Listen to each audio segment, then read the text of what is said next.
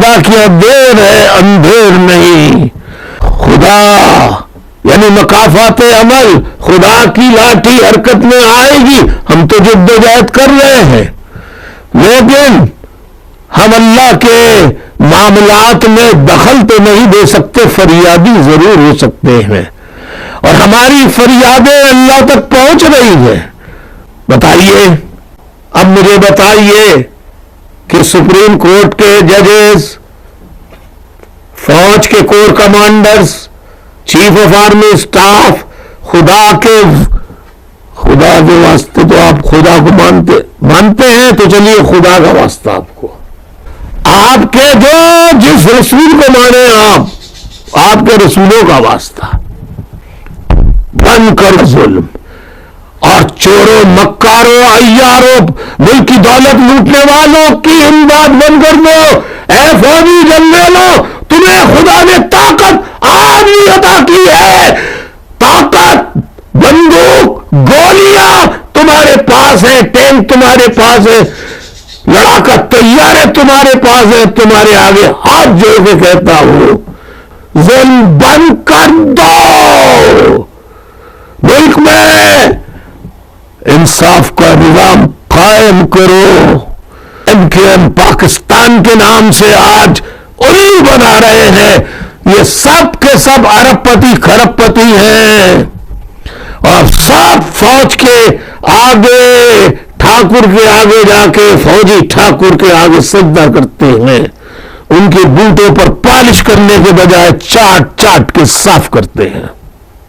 تو میں کہتا ہوں جنرلوں سے، میں کہتا ہوں کور کمانڈر سے، میں کہتا ہوں چیف آف آرمی اسٹاف سے، میں کہتا ہوں سپریم کورٹ کے ججز سے، ایک تو کوئی 2-4 ججز تو ایسے اللہ پیدا کر دے جو ملک کے ایکشن میں چاہے ان کی جان جائے، ایسے فوجی کور کمانڈر آئے میدان میں چاہے ان کی جان جائے، پر الطاف حسین جیسے ایماندار لوگوں کو، جنہوں نے اپنی پوری زندگی میں اپنی ذات کے لیے، اپنے خاندان کے لیے کچھ نہیں بنایا ہے.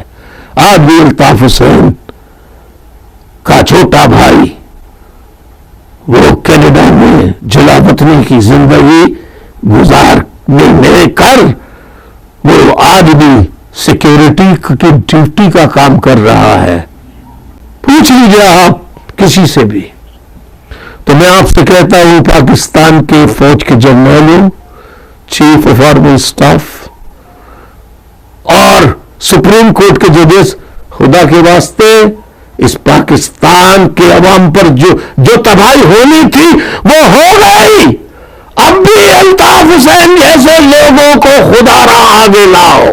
نہ لاؤ الطاف حسین کو، مگر الطاف حسین جیسے لوگوں کو جن کے دامن پر کوئی سیاہ داغ نہ ہو، کرپشن کی کوئی لعنت نہ ہو، ایسے لوگوں کو لاؤ. خدا کے لیے یہ شہباز، یہ جو بڑبڑیے لوگ ہیں، ایسے لوگوں کو نہ لاؤ. خدا کے واسطے پاکستان کو کوئی نہیں تباہ کر رہا، تباہ آپ ہی کر رہے ہیں. تباہی آپ نے کی ہے، ملک آپ نے توڑا ہے، اس کو بچایا بھی آپ ہی سکتے ہیں، لیکن اس کے لیے آپ کو چلانے والے ایماندار لوگ لانے ہوں گے. اے ججو، انصاف کا نظام قائم کرو، ورنہ اس عدلیہ سپریم کورٹ پہ تالا ڈال دو.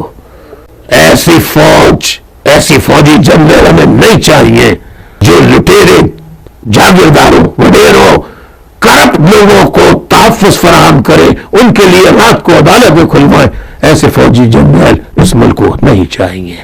اپنے اندر اصلاح کر لیجئے، اللہ سے توبہ کیجئے جو کچھ ہو گیا، اور آگے کی منصوبہ بندی کے لیے ایمانداری سے کام کیجئے.